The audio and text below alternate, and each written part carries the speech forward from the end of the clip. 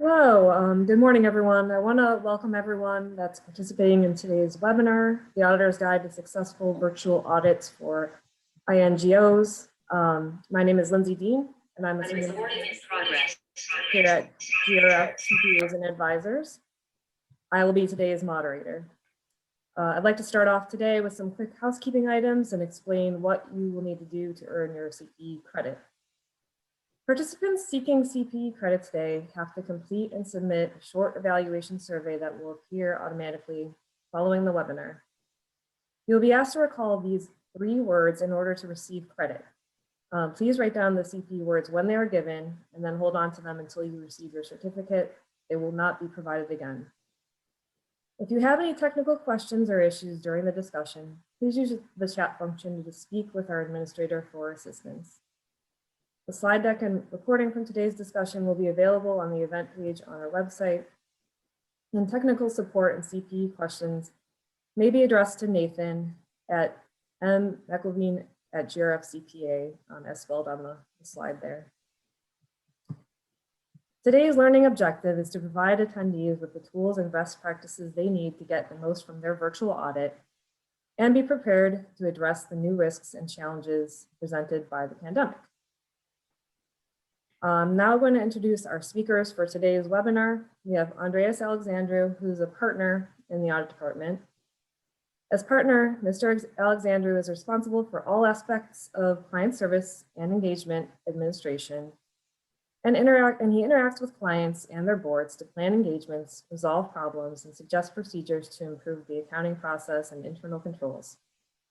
His expertise includes audits and risk advisory engagements for nonprofit organizations, including international organizations, associations, private foundations, and other charitable institutions. Max Manley is a senior manager in the audit department.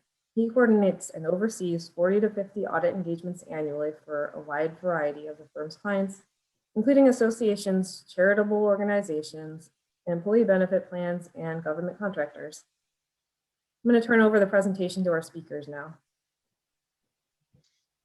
Thank you, Lindsay. Thank you all for attending today. Hello, and thank you for attending today's presentation. To start the discussion, the following is a list of topic areas that we'll be covering in today's presentation. Risk for INGOs emerging from the pandemic's impact on audit processes for international engagements, compliance challenges for grant recipients, best practices for your virtual audit, and indirect costing considerations for forgivable federal assistance programs. Without a doubt, there's a lot of uncertainty out there these days, and many organizations have had to pivot more in the past 18 months than they have over their entire existence. The external threats to an organization's success and strategy are exponentially increasing from one day to the next, and certainly accelerated since March of last year. INGOs are simply trying to do good in the world and are continuously faced with disruptions that threaten many aspects of the business. To start today's conversation, I'll focus on a few top risks that we see organizations are struggling with, and what are the kinds of considerations they need to be thinking about, how these challenges may also impact the success of their annual audit process.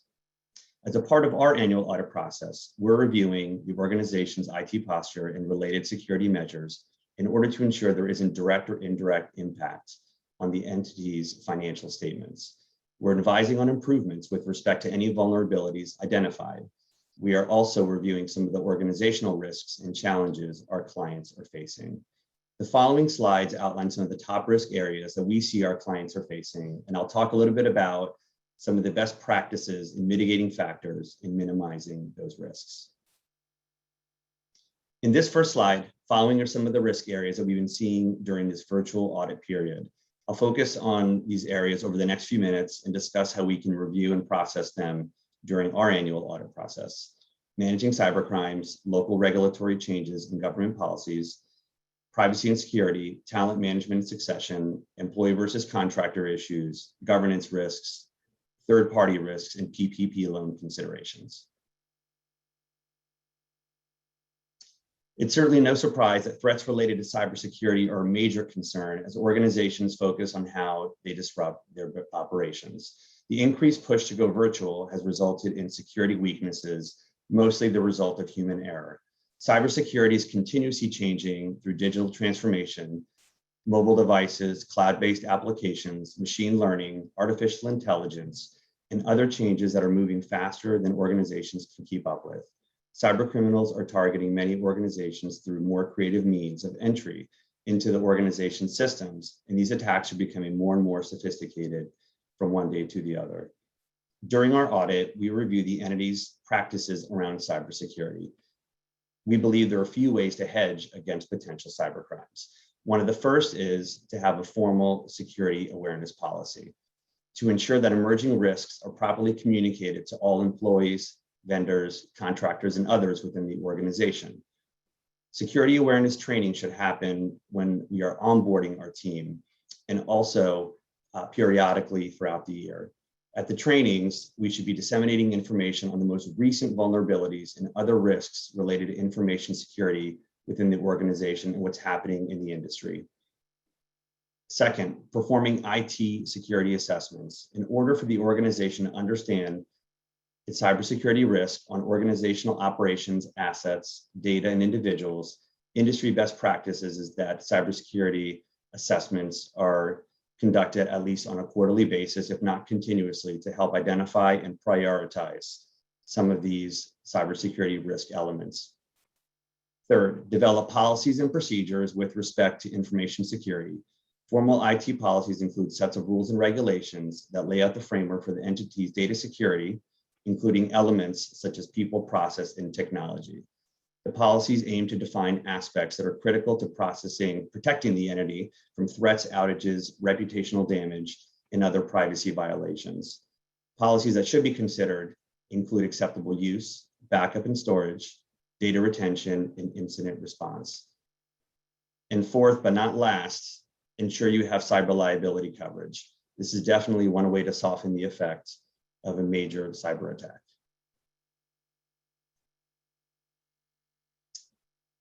Governments around the world are constantly changing policies, rules, and regulations surrounding travel and border controls, public health practices, social distancing, and have in many cases led to the temporary shutdown of business and the movement of goods and services. Frequent policy revisions by governments have led to unprecedented levels of uncertainty for INGOs as they try to carry on their activity with increased performance challenges. Some of the areas of risk and review during the audit engagement will be how your organization is registered, if the entity is in compliance with local country requirements. In some cases, you may have to register as an entity that is not a not-for-profit based on the country of registration and the nature of your activities, but be certain that this does impact financial and tax reporting. So it is important to have a really good handle on how you're currently registered and how the changes will impact your accounting and reporting process. Be aware of your program activities and how these activities are viewed by the host country government, its people, and their communities. Do your activities threaten their local country interests? That's a question that an organization should be asking itself. Be aware of the security concerns and other safety-related considerations. Keep abreast of changes in employment laws and related statutory requirements, as they may have a significant impact on decision-making. It's always strongly recommended as a best practice to seek expert advice from local legal counsel and local accounting experts before making any initial decisions, and periodically revisiting your level of compliance as laws and regulations evolve over time.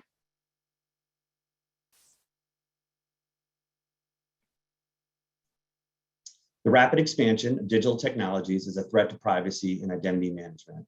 The amount of data gathered, stored, and transmitted across organizations and across international borders is exponentially increasing the challenges related to tracking, warehousing, and protecting data. Data privacy laws and regulations continue to change as well.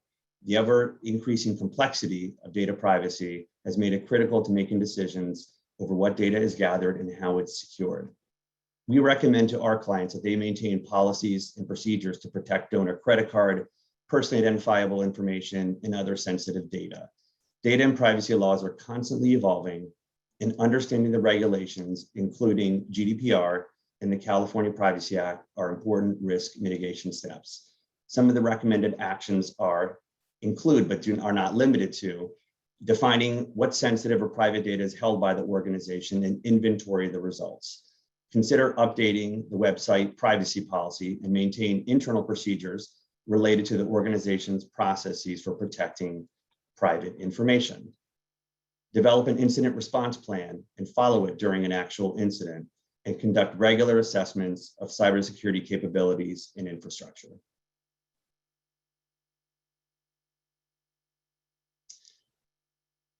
Artificial intelligence and digital automation over time have and will continue to displace traditional job functions as well as create new ones. As the future of traditional work environments evolve through digital transformation, companies will need to upskill and reskill displaced workers to take on new job functions and fill in talent gaps. There's definitely a strain on carrying out your mission and working in a team setting when the work is conducted remotely and when social distancing is mandated. Keeping our people safe and protected is a continuous challenge. Onboarding staff and retraining existing staff during the pandemic has certainly become more complicated as we're all working differently and without direct physical supervision. The changes in technology are making certain positions less relevant or obsolete, and therefore thoughtful onboarding and training are a must. Thinking about business continuity and staff succession are more important than ever, as turnover rates have increased in business and on a global level. Maintaining emergency and disaster recovery plans are recommended policies that should be documented and disseminated throughout the organization. Also being mindful of risks related to onboarding volunteers as the work they are performing and how we're keeping them safe and ensuring their activities are not putting the organization at risk. Also being aware of social media risks as the climate has changed and organizations are being put more at risk than ever through political and other statements made by employees, volunteers, and others that are associated with an organization.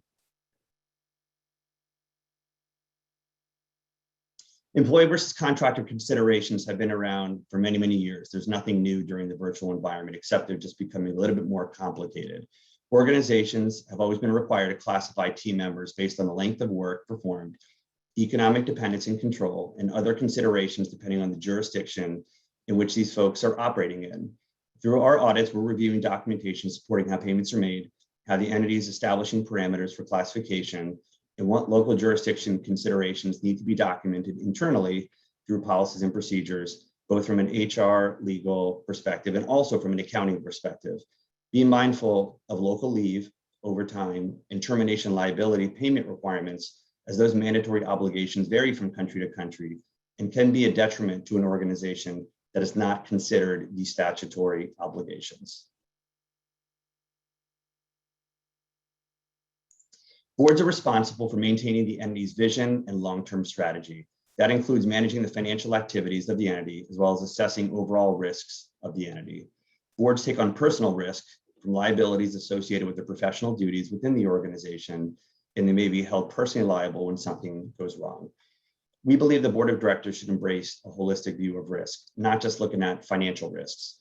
Boards should also be evaluating risks related to changes in technology, cybersecurity, third-party risk, regulatory changes, operational, strategic, and reputation risks, to name a few, which are part of the universe of organizational risks.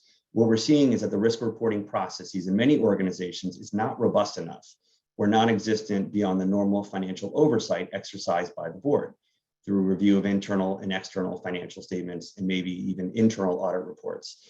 We believe boards should be thinking about overall enterprise risk. Enterprise risk management assists the board in fulfilling its risk oversight responsibilities while allowing emerging risks to come to the forefront timely. The best practice here is to identify the risk universe, analyze the risks, evaluate likelihood versus impact, and develop the appropriate risk response, mitigation, and monitoring procedures to adequately address the identified risks.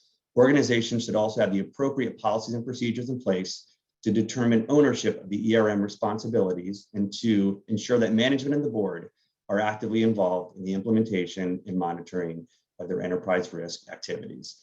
It's not realistic to have the board involved in every vendor relationship, as we talk about third-party risk management in a few minutes, but we recommend that boards understand the overall approach of third-party risk management, including the metrics by which partners are evaluated and which vendors are most critical to the organization's operation. Outside service providers are also subject to breaches and attacks. Anytime an organization initiates a new relationship with a technology system that will be linked to our systems, due diligence must be conducted to evaluate the third-party cybersecurity practices and level of cyber insurance at a minimum. Organizations that don't dig into these details could be left on the hook in the event of a third-party system breach. Payment system breaches can result in large financial losses that may not be recoverable from the third party, possibly due to lack of cyber insurance or cyber liability coverage. Even worse is potentially the irreversible reputational damage to your organization when there's a data breach at the third party level. The theory is that their exposure is also your exposure. So we believe that third parties, including hosted software application providers, should be evaluated in order to determine if there are risks at the third party level that impact your organization. Also, there should be plans by the organization to mitigate such risks. The way to mitigate such risk is reviewing the third party's reputation in the industry, reviewing any internal audit reports or SOC reports that may be published with respect to that third party, if they're available, assessing whether or not, as we mentioned earlier, the cyber liability coverage, if they have any, because such coverage will in fact soften the impact of a breach or a loss, in most cases not making the situation whole, but at least there is coverage to protect us in the event of a third party breach. The development of a third-party risk management process, a TPRM process, in order to document the monitoring and assessment process related to these relationships is an important step in hedging against third-party risk. These are just some examples of steps to take in connection with the TPRM process. On our website, we have a full TPRM checklist, which is available for your review if you would like to see a little bit more about third-party risk management.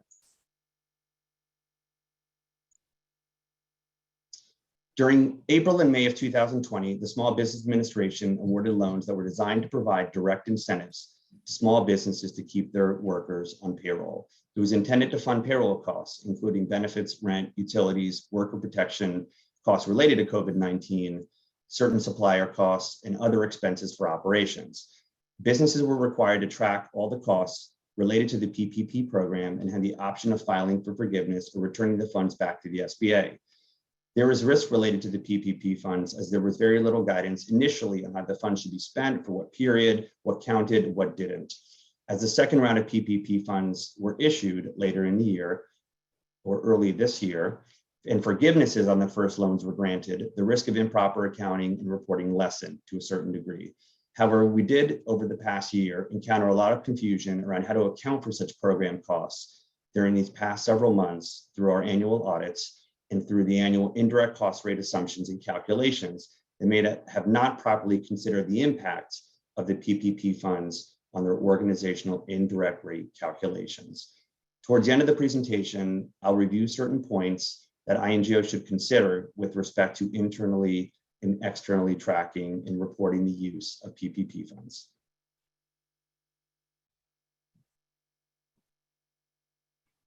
Okay, we've come to our first polling question, which is, does your organization have an adequate understanding of the previously discussed risks?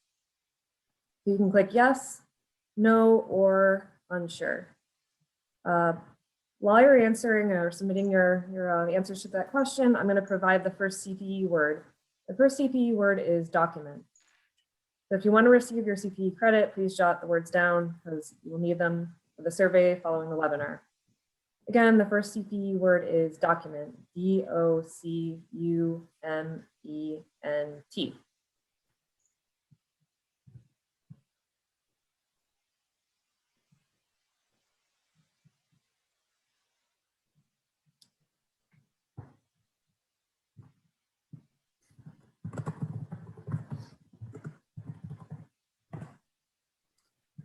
All right, good morning, everyone. Name's Max Manley. I'm a senior manager here at GRF. For this next section of the presentation, we'll be doing an overview of what to expect as you undergo a U.S. federal grant compliance audit, specifically in the context of international NGOs that provide humanitarian assistance overseas. We'll talk about the process, how you can prepare, the documentation standards, the compliance requirements, some current hot topics, and how we as the auditors approach this type of audit.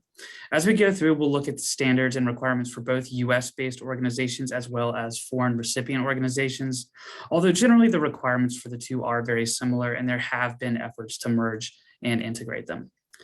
So to kick this off, the first thing to think about is the audit timeline and scheduling. In this regard, it is important to determine in advance whether you are going to be subject to a compliance audit.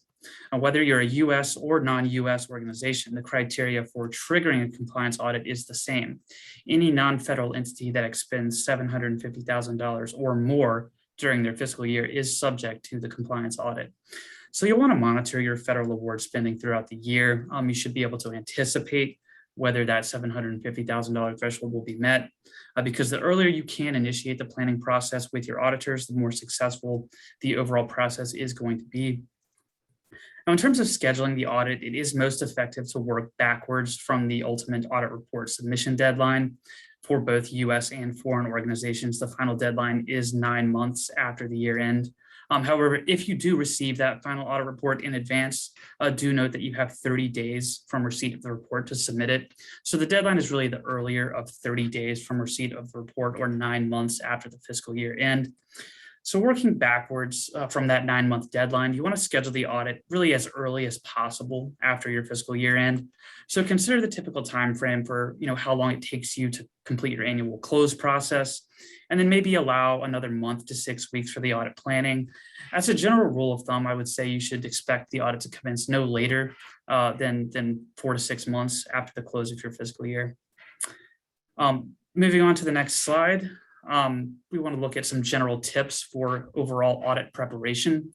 Once you have your audit scheduled, you move on to the information gathering stage. Your auditors will provide you with a list of requests, which are generally going to be geared around 2 main areas, those being the testing of expenditure transactions that have been charged to your federal awards, as well as tests of compliance in several areas, including procurement, the screening of vendors and employees, management and reporting of federal funds, equipment management, cost sharing, subrecipient monitoring, and indirect costs. On the next slide, we can take a look at an example of an auditor's PBC list for a compliance audit. This is the list of requests for initial information. It does help the auditors plan their testing and sampling approach. The first item listed here is the schedule of expenditures of federal awards, also known as the CFA. This is a critical document, and it should be one of the first items that is prepared. It's a document that lists out all the federal awards under which expenditures were incurred during the fiscal year.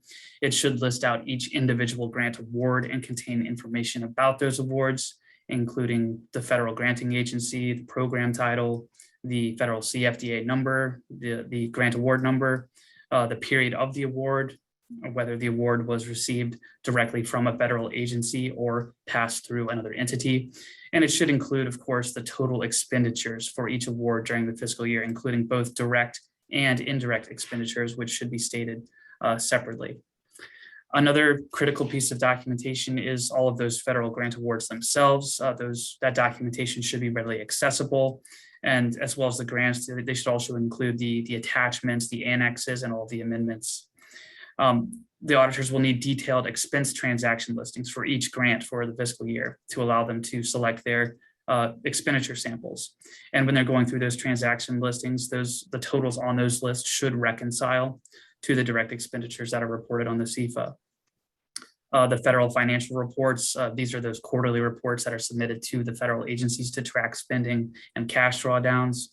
A schedule of federal cash receipts, which should detail out each individual cash receipt by award during the audit year.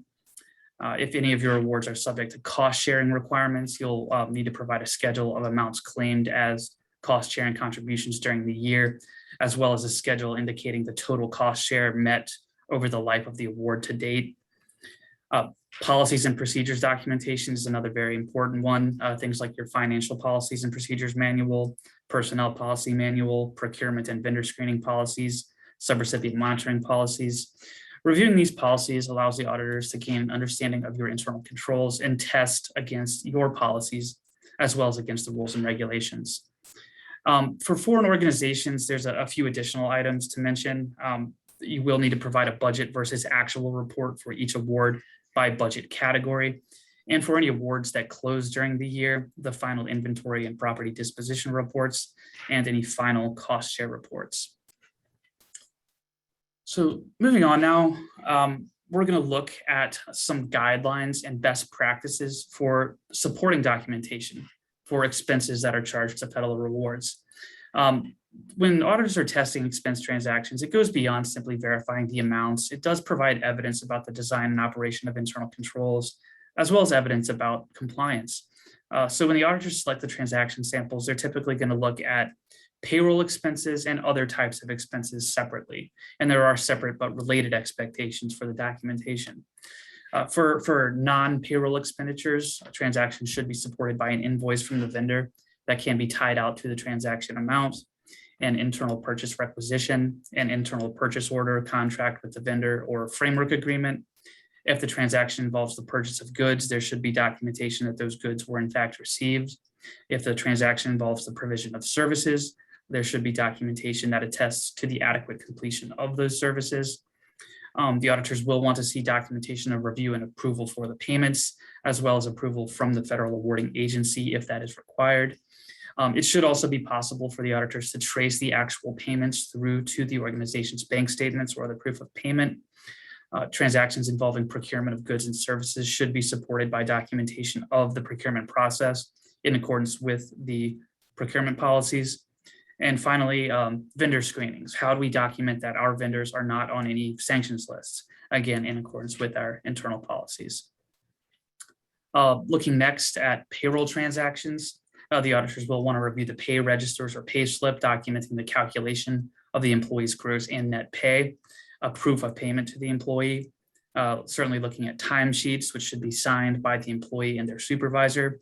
The auditors would also expect the timesheet to document the hours worked on each project or grant as a means to justify the amount of salary that is allocated among the respective awards.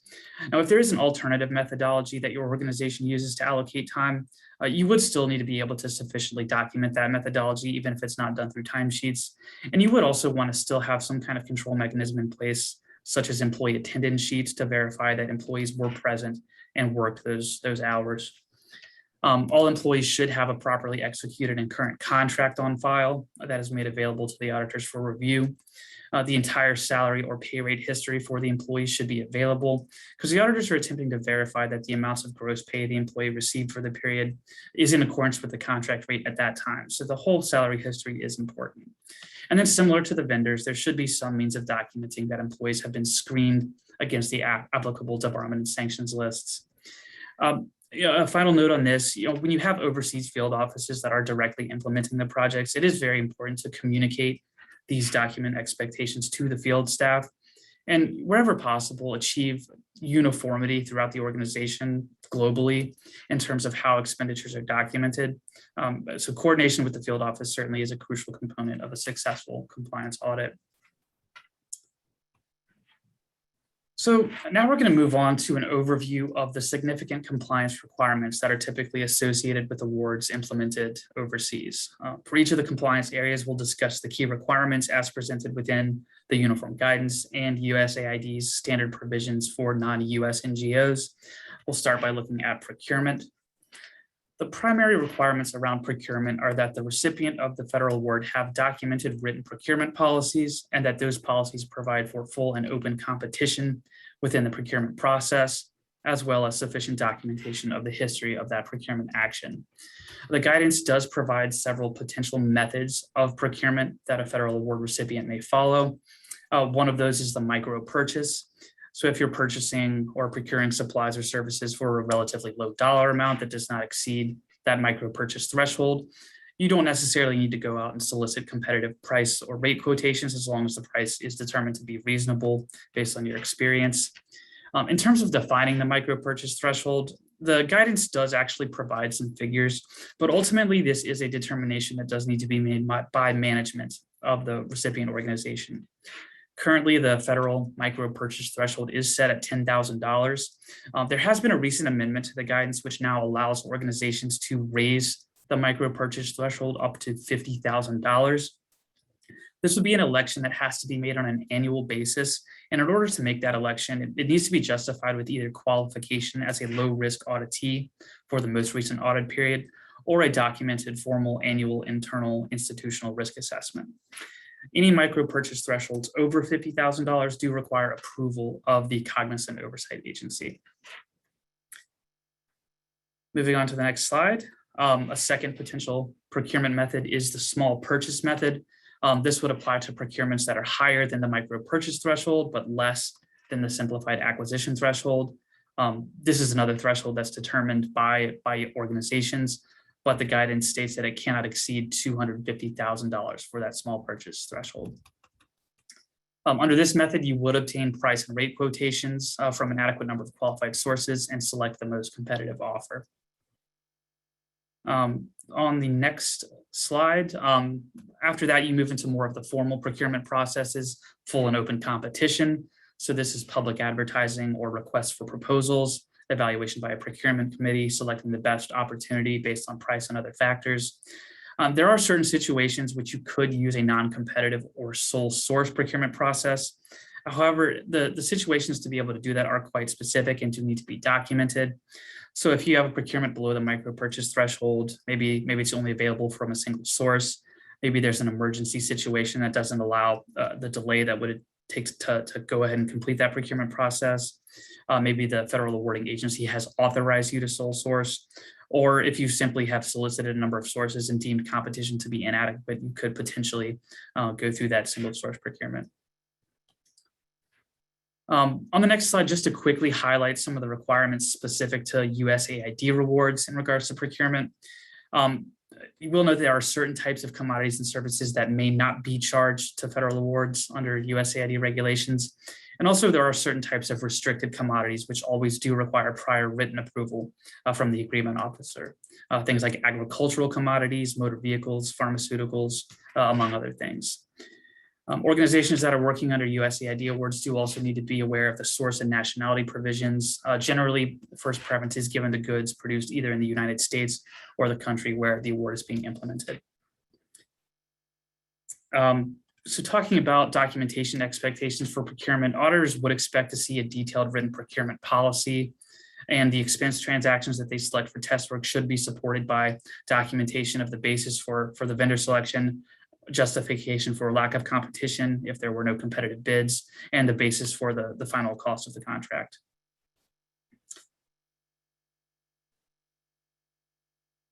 Thanks. Okay, now we've come to our second polling question. Which of the following is not a procurement method described in uniform guidance?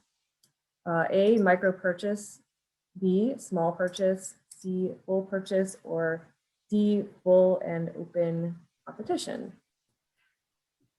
Please take a moment to answer, and while the participants are submitting their answers, I will provide the second CPE word. The second CPE word is policy. If you want to receive CPE credit, please jot the words down because you will need them for the survey following the webinar. Again, the second CPE word is policy, P-O-L-I-C-Y.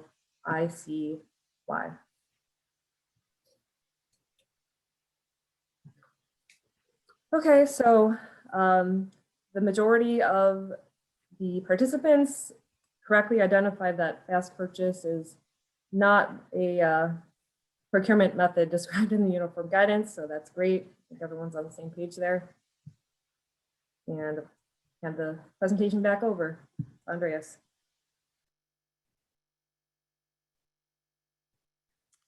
Okay, moving on, the next compliance area we want to look at is suspension and debarment. This is generally referring to the set of requirements that prohibits the flow of federal grant funds to organizations that are debarred, suspended, sanctioned, or otherwise prohibited from participation in federal assistance programs. On the following slide, there are a few additional new related provisions. The new never contract with the enemy provision includes additional specific requirements for operations in countries where U.S. armed forces are engaged.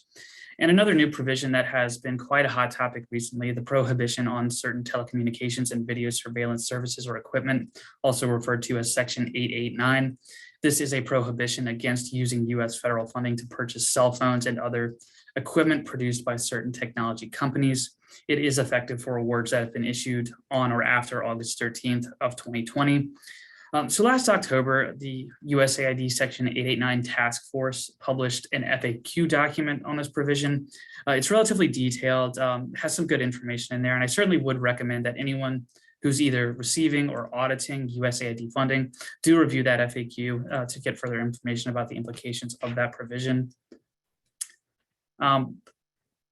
On the next slide here, yeah, just a few additional provisions included in USAID awards. I think it's worth mentioning that there are some specific sanction lists that the guidance does mention that vendors and employees and anyone should be screened against, including the SAM.gov exclusion list, the UN sanction lists, and the OFAC specially designated nationals and blocked persons list. So just some things to be aware of there. Then when we're talking about, on the next slide, talking about the documentation expectations. One more slide. You really want to see that there are written policies in place around these screenings. They should discuss which vendors and employees are subject to screening, how the screenings are done, and how frequently. And there should be evidence maintained to support that those screenings were completed. Increasingly, many organizations, especially larger NGOs that have multiple federal awards, are turning to automated cloud-based systems to provide for continuous real-time screening of all vendors, contractors, and employees. So that's a great solution. Now, if you're not using one of those systems, these sanction lists can be manually searched. Those searches should always take place prior to entering into a transaction, and the search results should be saved in a readily accessible format for audit purposes and should document the date the screenings occurred. So next, we're going to talk a little bit about cash management and reporting requirements. This is all about how an organization manages the cash flows associated with U.S. federal awards and how spending and drawdowns are reported back to the federal awarding agency. The general requirement is that recipient organizations need to minimize the time elapsing between receiving and dispersing federal funds and avoid holding advances of U.S. funds for an extended period of time. On the next slide are a few related provisions. Advances of any U.S. government funds should be held in interest-bearing accounts unless certain exceptions apply, and any interest that is earned in a year in excess of $500 on U.S. funds must be remitted to the federal awarding agency. In terms of documentation and audit test work, in addition to maintaining accurate schedules of cash receipts within the accounting system, primary items the auditors will look at are the SF-270 request for payment forms and the quarterly SF-425 federal financial reports. Some notes on how we test these on the next slide. The auditors will really primarily be looking to see that these forms have been duly reviewed and approved, that they reconcile to the financial information within the accounting system, and that they're submitted in accordance with the timelines prescribed in the award agreements. So now we're going to look at equipment management. This is a requirement that does come into play much more frequently for NGOs operating overseas as compared to domestic organizations. Those federal awards may allow the purchase of generators, vehicles, other equipment. And it's important that those assets are tracked and recorded properly. Equipment is defined in this context as tangible personal property having a useful life of more than 1 year and a per unit acquisition cost which equals or exceeds the lesser of the capitalization threshold used for financial statement purposes, or $5,000. In terms of key requirements, the recipients must maintain property records. They must take an inventory of property every 2 years, and they must have an internal control system in place to manage the equipment. Now, at the end of an award, Title II equipment generally does vest with the grant recipients. However, there are certain closeout procedures that do need to be performed. Typically, this involves a final inventory and property disposition report that needs to be submitted to the agreement officer in order to get final approval for those disposition plans. In terms of the test work on the next slide, auditors will ask to review those equipment listings for any awards that were ongoing during the year. They will check the listings to see that all the required information is there. They may cross-check them against the expenditure transaction lists. They'll ask to look at the most recent inventory counts and may compare that against the accounting system and the equipment records, looking for any discrepancies. And then just a quick final note on the property disposition reports, specifically for non-US organizations. Those property disposition reports for closed awards do need to be included within the actual audit report. So it is something to ensure that it's prepared and documented in advance of the audit. Next, we're going to spend just a couple of minutes talking about subrecipient monitoring. This is increasingly an area of focus for the donors, especially with regards to organizations that are working with local partners in countries of implementation, as there does tend to be a higher risk of non-compliance there. So when working with subrecipients, the prime recipient must ensure that every subaward is clearly identified to the partner organization and includes required information. They must also perform a pre-award assessment of the subrecipient partner's risk of non-compliance. And based on that risk assessment, they need to design audit procedures to monitor the activities of the sub. This one's important. The prime also does need to verify that every subrecipient that does expend $750,000 or more in US government funding in a year does undergo their own compliance audit. And the prime is also responsible for following up and ensuring that subrecipients take corrective action on any findings that result from those reports. Another item that has come back into prominence recently is the requirement to report subawards within the Federal Funding Accountability and Transparency Act subaward reporting system, the FSRS. This is a database that the government has that uses to track subaward spending to make it publicly available. It's actually been a requirement going all the way back about a decade, but it is now something auditors will be specifically testing for. So it's very important that those subawards do get reported. The reporting is done through a website, fsrs.gov, and that information must be submitted by the end of the month after the month in which a subaward is made. So when we're talking about testing subrecipient monitoring, the auditors are really going to be looking for, again, those documented written policies and procedures. That's kind of a recurring theme with all of these. They will look for documentation of subrecipient pre-award risk assessments. They'll check that the subawardees have been screened against the sanction lists. Look at the subaward agreements, make sure they have all the required information. They may look at payments to the subrecipients to ensure they're adequately supported. And they'll be asking for audit verification. You know, did the prime recipient check to see whether their subs were subject to audit? And if so, did they complete those audits? And again, auditors now will be checking the subaward reporting system to see that the information has been reported there. Okay. Moving on, just to briefly touch on indirect costs, federal awards do provide for recipients to recoup general and administrative overhead costs through a few different means. Most larger organizations that have a significant volume of US grant funding will likely have a negotiated indirect cost rate agreement with the primary cognizant agency. The rates, according to the NICRA, are updated and approved each year. Once you have an established NICRA, you are able to bill for indirect costs at the approved provisional rates. But it is very important that once you've calculated your final indirect cost rate for any given year, you do go back and adjust the provisional indirect expenditures to the actual. It is a best practice to do this as part of your year-end close process and not to wait for the final rates to be approved by the federal agency. As I'm sure, as all of us know, there often are delays in approving those final rates. The calculation of the final indirect rates for the fiscal year are due within the same timeline as an audit report is due. So again, the earlier of 30 days after receipt of that report or 9 months after the end of the audit period.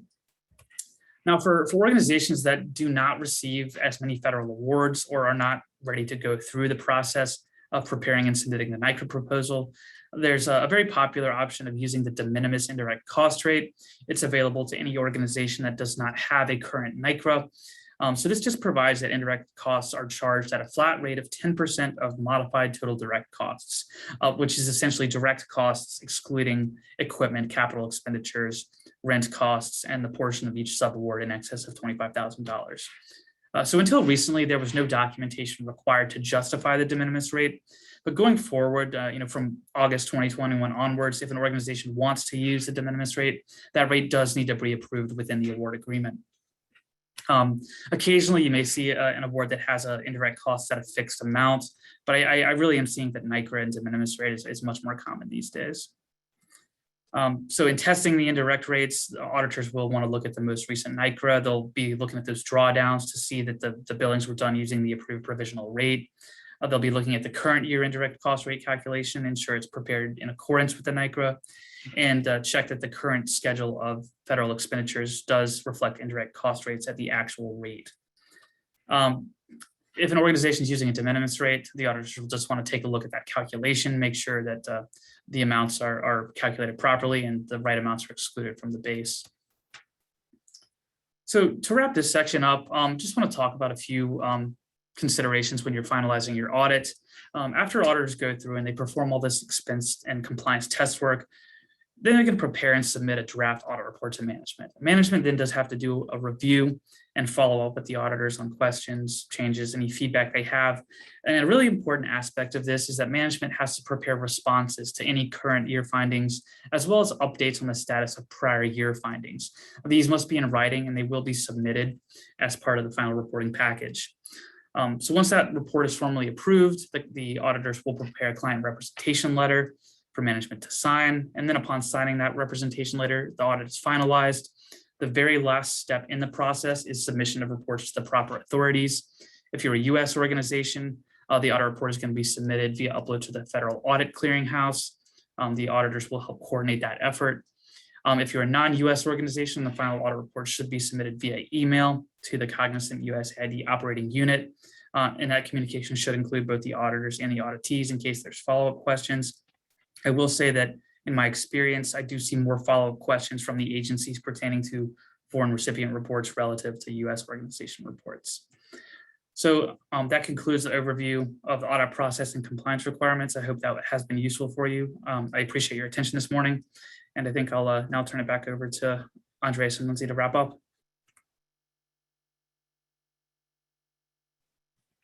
Thanks, Max.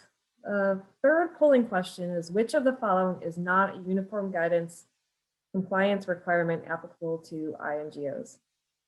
Procurement, equipment management, subrecipient monitoring, or major program determination? So while everyone answers that, I'm going to provide the third CPE word, which is draft. So if you want to receive CPE credit, again, please jot down these words so that you have them for the survey following the webinar. And again, the third CPE word is draft. DRAFT.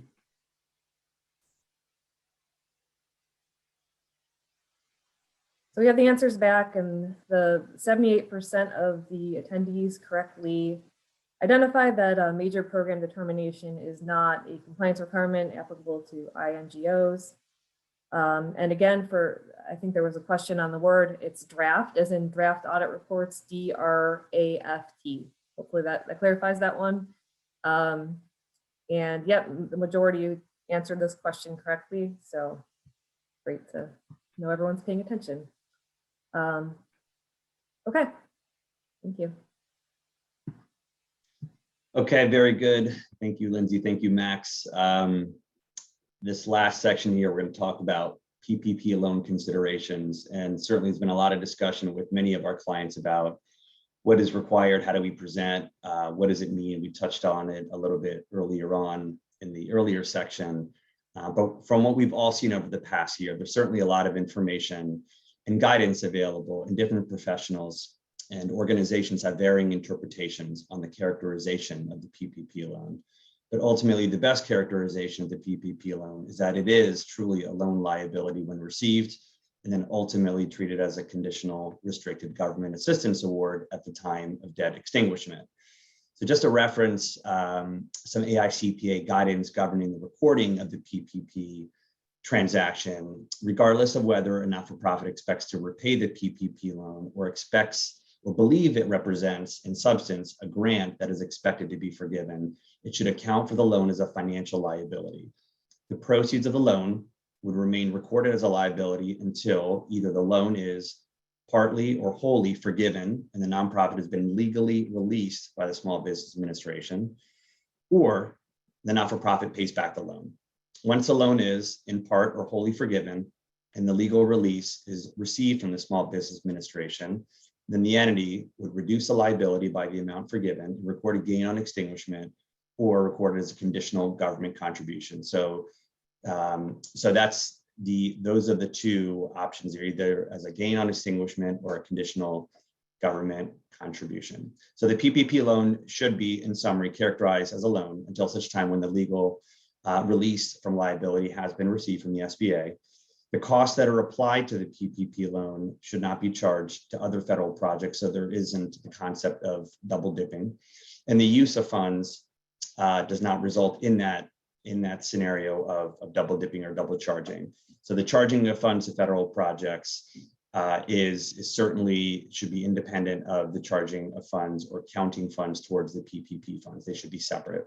Some of the obvious requirements for the PPP program are that there are qualifying expenditures, that they're incurred during the period and in accordance with the PPP loan agreement, that the accounting system should segregate the costs that are charged to the PPP loan, perhaps either as a class or a cost center or other area that tracks the cost that you're specifically going to be using to report back to the SBA for forgiveness. The organization should keep good records of all costs charged to the PPP program, including timesheeting or some other timekeeping formula or documentation, and it should be similar to charging any other donor and in compliance with your internal policy and procedures, and of course, keeping in mind the requirements for timekeeping in uniform guidance. Again, so with respect to the accounting and the recording of the loan proceeds, loan payable until release from liability, and then when forgiveness is officially received, then record it as revenue.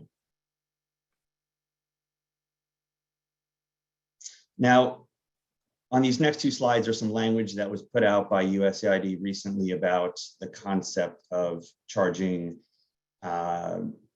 projects and not double dipping. And while there's guidance allowing the entity to credit federal projects at forgiveness through credit or cost reductions or cash refunds, so there's a couple different approaches. Technically, the entity at that time, if you're charging your federal project and also the PPP loan, is you're currently advancing federal cash paid with PPP dollars and possibly in violation of cash management requirements under CFR 200, meaning that if you have costs that are being incurred and charged to a project and you're using those same costs to count for the PPP loan and you're drawing down those funds on the federal project, that is the concept of double dipping. So advancing cash when you already have the cash available under the PPP program. And so the text on the second page that I want to point you to is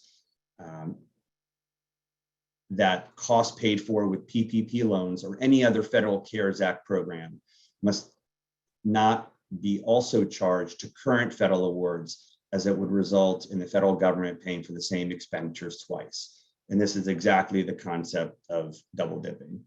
So there's a few ways to look at this as far as the presentation on the next slide with respect to how to count these costs. And so here there are three options. There may be more options that your organization may be interested in, but these are the three that we believe are the most appropriate for INGOs, given the type of instruments that most INGOs are receiving in the form of assistance and how the indirect cost rate structure should work and the reimbursement scheme should work under a typical NICRA agreement. So in Exhibit A, the costs paid for with PPP funds are reclassified into the direct cost base for calculating the rate. The indirect costs paid for with PPP loan forgiveness funds are credited from the top, the indirect cost pool, to preclude double dipping by the entity. In other words, the 200,000 in this illustration is a part of that 2 million, and let's just assume for the time being that 200,000 is 100% salaries expense. So the 200,000 that was reimbursed dollar for dollar needs to come out of that, because the indirect burden should not be attached to those funds, as the purpose of the PPP money was to pay 100% for those, let's say, classically indirect or administrative costs. They're reclassified into the direct cost pool under the theory that you are not charging additional overhead on those PPP funded costs to other donors. So in the first illustration, you're taking the 200,000 out of the numerator because it's in, let's just say, that 2 million, and you're moving it to the denominator because that 200,000 was directly reimbursed by a donor dollar for dollar. So it should go into the direct cost pool for indirect cost rate calculation purposes. So as you can see, out of the three rates in this illustration, this is the lowest recovery rate in option A. So in option B, whether the cost is allowable, unallowable, or reimbursed by another project, including forgiven PPP loan funds, these costs are for receiving benefits from the entity's indirect costs and thus should be burdened with indirect costs as well. So as you see in Exhibit B, you don't see that 200,000 reclassified down to the denominator in this illustration, because the idea is that the PPP funds, while reimbursing classic G&A expenses, again, dollar for dollar, they still carry an administrative burden and therefore should not be reclassified into the base, as that would reduce the recovery on other awards, as we've illustrated in the first exhibit. And so you can see there the percentage, the indirect cost rate percentage has increased just a bit, with the theory that you're going to be burdening all your other awards a little bit more simply because the indirects on the PPP are excluded, let's say, from that base denominator. And Exhibit C illustrates that the entity has received PPP funds, but is elected to return the funds or is not filing for forgiveness. The cost will not be claimed, and therefore there's no need to adjust either pool of costs. And so in this case, and this could also be an option for an organization that wants to present its indirect rate to the to its NICRA officer for the purpose of saying, well, we had, assuming that we did not receive the PPP loan funds, this would have been our indirect cost rate for the year. So the indirect, so the PPP funds, because we're taking them out of the numerator, because in this particular illustration, 100% of those funds were used for management and general expenses or indirect costs. In this case, we're saying, well, if we didn't have those funds, our rate would have been as follows. So organizations have expressed concern that by electing A or B, the rate for the year is lower than normal. This is definitely the case for organizations that elected larger loans that were primarily used for administrative salaries. So the exclusion dramatically decreased the rate for the current year and assumed a lower cost recovery amongst all other grants for that year. And now with or without forgiveness granted, the rate should be reflected for costs claimed and spent during the period. When you've not received forgiveness in the current reporting period, this results in a temporary loss in revenue, since the revenue has not been recognized until the following year through the extinguishment of debt. So you're claiming the cost this year and recognizing the revenue next year. So it does create a temporary difference. And for those organizations that have elected to pick up the revenue in the current year, for IRS reporting purposes, that revenue has to come out. And so there will be a temporary difference between what you're reporting in revenue for financial statement purposes this year and what you're reporting for tax purposes, another consideration. But every entity should evaluate the best and most reasonable reporting structure for their indirect cost rate schedule. And if there's questions and concerns, feel free to engage us in a conversation.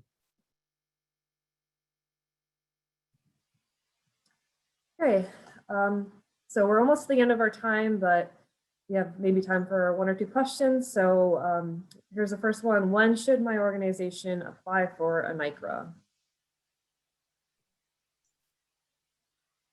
I can address that one. The answer is it really depends. There's a couple of factors that I think you need to consider if you're really thinking about applying for a NICRA. Think about the overall volume and what your future expectations for growth are in terms of federal award funding. If you've got a significant number of grants and they're a large dollar amount and you anticipate that you're going to grow, at some point you should think about applying for the NICRA, going through that process. The other thing I would think about is what is your true indirect rate right now? If your true indirect rate is significantly higher than 10% and you're not recovering that and you're losing money because you don't have that negotiated rate, that's another situation when I think I would advise going ahead and further investigating the process. Sure, thanks for that response.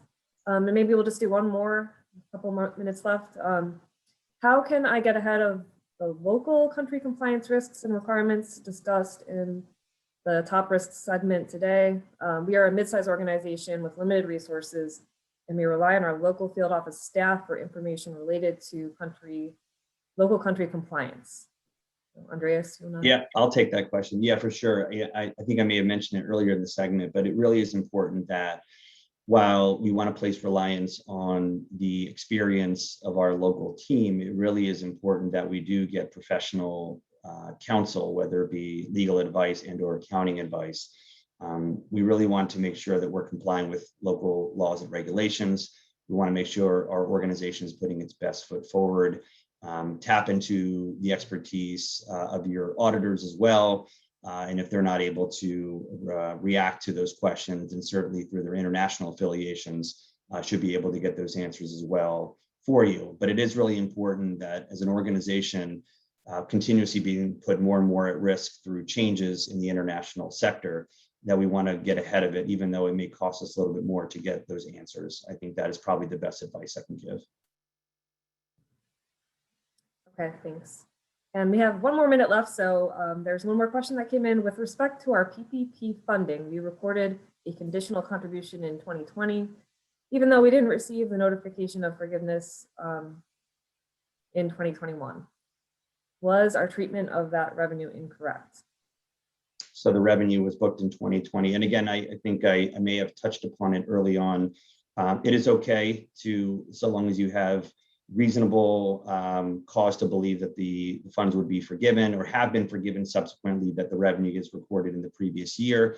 It better matches the revenue and the expenses. Although again, as the IRS has stated, that if that revenue was advanced prior to forgiveness, then it has to not be reported in Form 990. So that would be something to think about. It's not a terrible thing, but it is something to think about.